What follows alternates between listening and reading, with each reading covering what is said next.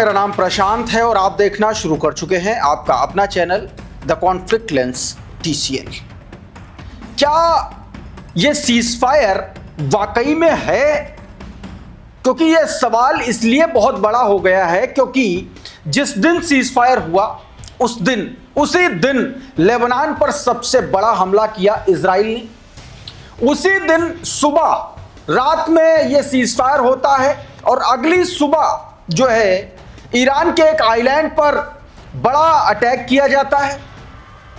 और अब जो है ईरान के आसमान में अमेरिकी MQ-4 जो उसका ड्रोन है वो देखा गया और उसके बाद उसको मार गिराया गया, ऐसी खबरें निकल के सामने आ रही। दूसरी तरफ डोनाल्ड ट्रंप नेटो से बाहर निकल रहा है और अमेरिका का एक बड़ा अफसर वो ये दावा कर रहा है कि दरअसल डोनाल्ड ट्रंप नेटो से इसलिए बाहर नहीं निकल रहा है कि उसके साथ नेटो खड़ा नहीं रहा, बल्कि इसलिए निकल रहा है ताकि इजराइल जब सीरिया और टर्की इन दोनों से जंग लड़े तो अमेरिका उसका साथ दे सके। तो दो तरीके की बातें हैं। पहली बात कि सीज फायर मुकम्मल होता हुआ नजर आ नहीं रहा है क्योंकि लेबनान ने कई हमले किए हैं। अभी सबसे पहले मैं उन्हीं हमलों की बात करूंगा। दूसरा, जो जिस तरीके की गोलमोल बातें इजराइल की तरफ से लेबनान को लेकर के की जा रही हैं, उससे एक बात साफ है कि अगर वो लेबनान को सीज फायर वाली टेबल पर नहीं लाता है तो ईरान भी नहीं मानेगा। और दूसरी तरफ अमेरिका कह रहा है कि वो टॉक के लिए इस्लामाबाद जेरेड कुशनर और स्टीव विटकॉफ जा रहे हैं। बहुत सारी खबरें हैं, पूरा ये आपको समीकरण समझाने की मैं कोशिश करता हूं, लेकिन सबसे पहले कुछ ऐसी तस्वीरें मैं आपको दिखलाने की कोशिश करता हूं जिसमें यह कहा जा रहा है कि यह सीज फायर बहुत ज्यादा वक्त तक चलेगा नहीं, 2 हफ्ते तो दूर है, अगर ये 2-4 दिन और चल जाए तो बड़ी बात है। सबसे पहले जरा कुछ तस्वीरें देखिए। ये वीडियो जारी किया गया वॉर सर्विलांस नाम के ट्विटर हैंडल के जरिए और इस वीडियो में दावा किया गया जारी करते हुए कि एक मैसिव बिल्डअप मिडिल ईस्ट में अमेरिका फिर से कर रहा है। कहा गया the United State has now deployed more than 50,000 troop across the Middle East. एक तरफ ईरान यह कह रहा है कि मिडिल ईस्ट से अपनी मौजूदगी हटाओ और दूसरी तरफ अमेरिका ने अपने 50,000 ट्रूप्स जो है मिडिल ईस्ट उसने भेज दिए हैं, ऐसा दावा किया गया। कहा गया the number counting to search thousands of marines are being rapidly transferred from San Diego state to the region. बताया गया कि हजारों की संख्या में जो मरीन हैं उनको रीजन में भेजा गया है, जो सैन डियागो स्टेट पर मौजूद थे उनको मिडिल ईस्ट भेजा गया। और इसमें बताया गया कि anyone who think President Trump sent this entire armada fleet mariners and all just to accept a truce with Iran is completely delusional. सीधे तौर पर कहा गया कि अगर आपको अब भी लगता है कि यह सब कुछ डोनाल्ड ट्रंप इसलिए कर रहा है कि वो इस संधि को मान लेगा, इस समझौते को मान लेगा, तो यह पूरी तरीके से निराधार है, इसका कोई अर्थ नहीं है। इसका मतलब यह सीजफायर बहुत जल्दी खत्म होने वाला है। दूसरी तरफ हिजबुल्लाह लगातार लड़ाई कर रहा है। यह ताजा तस्वीरें आपकी स्क्रीन पर देखिए। यह तस्वीरें जो बताया जा रहा है दोस्तों, सदर्न लेबनान का एक इलाका, वहां की ये तस्वीरें हैं।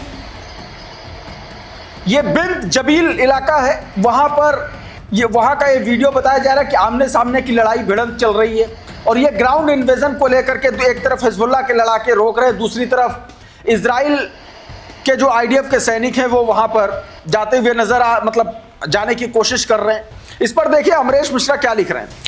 लेबनान के बिंत जबील शहर में हिजबुल्लाह लड़ाकों और इजरायली सेना के बीच जबरदस्त लड़ाई चल रही है। हिजबुल्लाह लड़ाके इजरायली मशीनीकृत सेना के खिलाफ जो बिंत जबील के बाजार इलाके की ओर बढ़ने की कोशिश कर रही है, हल्के हथियारों और अर्ध भारी हथियारों और रॉकेट का इस्तेमाल करते हुए आमने सामने के भीषण लड़ाई में लगे हुए हैं। ये झड़पें अभी तक जारी हैं। हिजबुल्लाह मूसा अब्बास कॉम्प्लेक्स, तहरी ट्राइंगल और अल महानिया इलाके के पास इजरायली गाड़ियों और सैनिकों पर रॉकेट और तोपखाने से हमला कर रहा है। यह अपने आप में बड़ी खबर है। कुछ और तस्वीरें हिजबुल्लाह की तरफ से जारी की गई, उसके एफपीवी ड्रोन के जरिए जो उसने निशाना बनाया इजरायली सैनिकों के ठिकानों को लेकर के। जरा इस वीडियो को देखिए, यह एफपीवी ड्रोन का वो शॉट जिसके जरिए निशाना बनाया गया और हिजबुल्लाह की तरफ से ये वीडियो जारी किया गया, जिसको मिडिल ईस्ट ऑब्जर्वर ने अपने प्लेटफॉर्म पर, अपने ट्विटर हैंडल पर इसको पब्लिश किया है। इस वीडियो में देखे रेड सर्कल में जो वाहन है, जो व्हीकल है ठिकाने पर मौजूद, उनको निशाना बनाया गया। ये इजरायली वाहन है। इसके अलावा थोड़ा सा और आगे जाइए तो ये लोग खड़े हुए हैं, इनको निशाना बनाया गया है, यानी कि ये सब मारे गए हैं या फिर घायल हो गए हैं। इसके अलावा एक और ये ठिकाना, दूसरा ठिकाना रेड सर्कल में आप देखिए, यहां पर हमला किया गया है। कुल मिलाकर के इसमें बताया जा रहा है कि तमाम सारे लोग जो है घायल हुए हैं, ये बताया गया। अब ये जरा मिडिल ईस्ट ऑब्जर्वर का ट्वीट देखिए, बताया गया कि Hezbollah release footage of an FPV drone strike inside the enemy territory in northern settlement. बताया गया कि नॉर्दर्न इजराइल में ये हमला उसने किया है। Footage from the Islamic resistance operating targeting the gathering of the Israeli enemy army vehicle at the newly established Margaliot settlement site in northern occupied Palestine, वहां पर यह हमला किया गया है। एक और तस्वीर मैं आपको दिखाता हूं जो हिजबुल्लाह ने जारी की, ये देखिए। ये 5 अप्रैल को एक खबर आई थी, मैंने भी आपको बताई थी कि हिजबुल्लाह ने सदर्न लेबनान की तरफ खड़े हुए इजरायली वॉरशिप को निशाना बनाया था, लेकिन उसका वीडियो नहीं निकल के सामने आया था। अब ये उसका वीडियो आया निकल के सामने, जरा देखिए। ये ताज़ा वीडियो जो हिजबुल्लाह की तरफ से जारी किया गया है, इसमें आप देख सकते हैं कि किस तरीके से नेवल क्रूज मिसाइल का इस्तेमाल किया गया था हिजबुल्लाह के द्वारा उस वॉरशिप को निशाना बनाने के लिए, और दावा किया गया कि 5 अप्रैल के इस हमले में इजरायली वॉरशिप जो है तबाह हो गया था। और यह वीडियो जारी करने का सबसे बड़ा वाजिब कारण, जो वजह समझ में आती है, वो ये कि जो लेबनान पर हमला हुआ, बेरूत और इसके अलावा तमाम सारे जगहों पर लगभग 100 ठिकानों पर हमला किया उस दिन सिर्फ 10 मिनट के भीतर इजराइल ने, और उसके बाद इस तरीके के वीडियो हिजबुल्लाह जारी कर रहा है। हालांकि उसने भी उसके जवाबी हमले में रात में ही कई लोगों को बीती रात में मारा। अब ये इसका वीडियो निकल के सामने आया। अब देखिए जरा, जो दावा किया जा रहा है कि इजराइल ने सिविलियन एरिया में हमला किया, उसका एक वीडियो सामने आया। सीसीटीवी फुटेज देखिए उसी हमले का, देखिए ये सिविलियन एरिया है और यहां पर सीधा सिविलियन एरिया में आकर के उसने एयर स्ट्राइक किए। देखिए किस तरीके से लोग भागे हैं, तमाम सारी गाड़ियां सब क्षतिग्रस्त हो गया, पूरा इमारत पर हमला हुआ।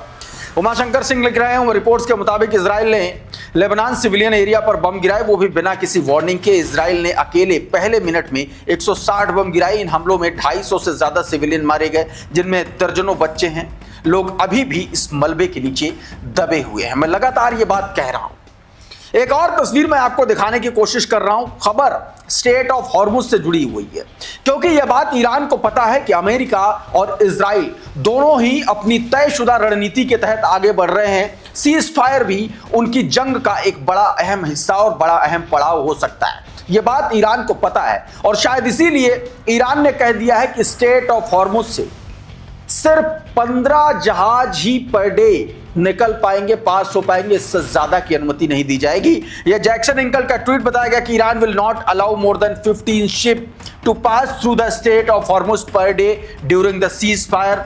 इन other words, oil prices will not be dropping. सीधे तौर पर कहा गया कि जब तक यह सीज फायर है तब तक 15 जहाज सिर्फ स्टेट ऑफ हॉर्मुज से निकल पाएंगे। इस बीच ईरानियन राष्ट्रपति मसूद पाजेशियन ने लेबनान को लेकर के अपना स्टैंड एक बार फिर से क्लियर कर दिया। साफ साफ कहा कि अगर सीज फायर होगा तो लेबनान के साथ होगा, वरना नहीं होगा। अब जरा इस ट्वीट को गौर से पढ़िए, आपकी स्क्रीन पर है। इसमें क्या बताया गया? कहा गया कि अभी भी जायनिस्ट के खिलाफ अभी भी हमारी उंगलियां जो हैं ट्रिगर पर हैं। उन्होंने कहा कि मौजूदा सीज फायर समझौते का स्पष्ट उल्लंघन है जो हमला लेबनान पर किया गया। और यह भी कहा कि इस तरीके की जंगबाजी और धोखे से किसी भी बातचीत का कोई अर्थ नहीं रह जाता। उन्होंने चेतावनी दी कि हमारी उंगलियां ट्रिगर पर बनी रहेंगी और ईरान कभी भी अपने लेबनानी भाइयों और बहनों को अकेला नहीं छोड़ेगा। यह साफ तौर पर मसूद पाजेक्शन ने कह दिया। इसका बहुत सीधा सीधा मतलब है कि बिना लेबनान के सीज फायर होगा नहीं। और दूसरी तरफ मिडिल ईस्ट में अमेरिका की बढ़ती मौजूदगी इस बात का साफ संकेत दे रहा है कि ये जंग का अगला पड़ाव है। एक और इस मामले की पुष्टि करता हुआ इजराइल का मंत्री इजराइल कॉट्स साफ साफ ये कह रहा है कि हम हिजबुल्लाह पर हमले जारी रखेंगे, हम लेबनान पर हमले जारी रखेंगे। करंट रिपोर्ट का ये ट्वीट इसमें कह रहा है Hezbollah is desperate for the cease fire and it's Iranian backers are also pressuring the trending is to out of fear that the Israel will crush Hezbollah। सीधे तौर पर इसमें बताया गया कि इजराइल ने अपने इरादे यहां पर साफ करता हुआ वो नजर आ रहा है कि इजराइल जो है हिजबुल्लाह पर हमले नहीं बंद करेगा, लेबनान पर हमले नहीं बंद करेगा। यह सीधे सीधे कहा गया। अब इसका एक ही अर्थ निकलता है कि यह सीज फायर जितना जल्दी हो सके टूटने जा रहा है। इस बीच डरे तो वो मुल्क भी हैं जो अमेरिका और इजराइल के साथ खड़े थे और अब उनको लग रहा कि सीज फायर हो जाएगा तो जान बच जाएगी और इसीलिए इजराइल को अपोज कर रहे हैं और कह रहे हैं। देखिए क्या कह रहा है। यूएई ने कहा है, उसने कंडेम किया है जो उसने लेबनान पर अटैक किया है। ये उसका लेटर है और ये अल जजीरा ने ये चिट्ठी पोस्ट की। यह दरअसल बता रहा है कि एक बुरी स्थिति में तमाम सारे मिडिल ईस्ट के वो मुल्क फंसे हुए हैं जिनको ईरान ने बुरी तरीके से मारा है। एक और खबर इस वक्त आई निकल के सामने बेंजामिन नेतन्याहू को लेकर के। दरअसल युद्ध और जंग जो है वो नेतन्याहू की संजीवनी है, यानी कि उसके जिंदा रहने का, उसके जेल से बाहर रहने का एकमात्र औजार है कि जंग चलती रहे। और ये मैं क्यों कह रहा हूं, क्योंकि जैसे ही आपातकाल हटा इजराइल से वैसे ही अब रविवार को बताया जा रहा है कि नेतन्याहू के खिलाफ जो आपराधिक मुकदमे हैं जिस पर थोड़े दिन के लिए पॉज था वो फिर से शुरू होने जा रहा है। आरटी की इस खबर को देखिए। इजरायली पीएम नेतन्याहू पर लंबे समय से चल रहा भ्रष्टाचार का मुकदमा रविवार को फिर शुरू होगा। कोर्ट के प्रवक्ता ने कहा कि ईरान के साथ युद्ध के दौरान लगाए गए आपातकाल के हटने के बाद सुनवाई हमेशा की तरह शुरू होगी। यह सुनवाई रविवार से बुधवार तक होगी। ट्रंप ने चिट्ठी लिखकर और पिछले साल इजरायली संसद कैंसेट में इजराइल के राष्ट्रपति हॉर्गोस से नेतन्याहू को पूरी तरह से माफ करने का अनुरोध किया था। यह कहा था, लेकिन एक बार फिर से उस पर जंग के बादल छा रहे हैं। दूसरी तरफ ईरान पीछे हटने के लिए तैयार नहीं है। ईरान के जो आप कह लीजिए कि यूरेनियम संवर्धन को लेकर जो ईरान के जो परमाणु ऊर्जा के प्रमुख हैं, उन्होंने साफ साफ कह दिया कि हमें यूरेनियम संवर्धन से दुनिया की कोई ताकत नहीं रोक सकती है। एबीपी न्यूज की यह खबर देखिए। अमेरिका के साथ सीज फायर के ऐलान के एक दिन बाद ही ईरान ने बेहद चौंकाने वाला बयान दिया। जिस यूरेनियम संवर्धन को लेकर के अमेरिका और इजराइल करीब 40 दिनों तक ईरान पर हमले करते रहे, उसे लेकर के ईरान ने कहा है कि वो इसको रोकेगा नहीं। मोहम्मद इस्लामी ने कहा है कि दुश्मन ईरान के संवर्धन कार्यक्रम को सीमित करने में सफल नहीं होगा। उन्होंने माना कि अमेरिका के साथ बातचीत के लिए यूरेनियम संवर्धन के अधिकार की रक्षा करना आवश्यक है। इस्लामी ने कहा कि ऐसी मांगे कोरी कल्पना है और ईरान को परमाणु गतिविधियों कोई नहीं रोक सकता, ये बात कही गई है। दूसरी तरफ नेटो को लेकर के पगलाया हुआ है डोनाल्ड ट्रंप। एक बार फिर ट्वीट किया उसने, नेटो को धमकाया, नेटो छोड़ने की बात तक कह डाली और यह भी कह डाला, ग्रीनलैंड को लेकर के कहा कि वो उसको एक तरीके से कहा कि उस पर वो नजरें गड़ाए हुए बैठा, इसके संकेत दिए। लेकिन ये सब कुछ हो क्यों रहा है, नेटो छोड़ने की बात क्यों हो रही है, इसका खुलासा किया अमेरिका के पूर्व नेशनल काउंटर टेररिज्म के निदेशक जो केंट। उन्होंने एक बड़ा सनसनीखेज खुलासा किया, आपकी स्क्रीन पर है। बताया कि सीरिया और तुर्की के खिलाफ इजराइल का साथ देने के लिए ट्रंप नेटो छोड़ रहा है।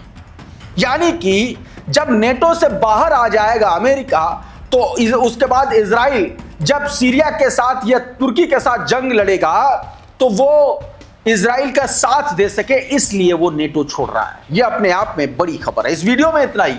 बहुत बहुत शुक्रिया, बहुत बहुत धन्यवाद। आप जुड़े रहिए आपके अपने channel the conflict lens TCL के साथ। नमस्कार।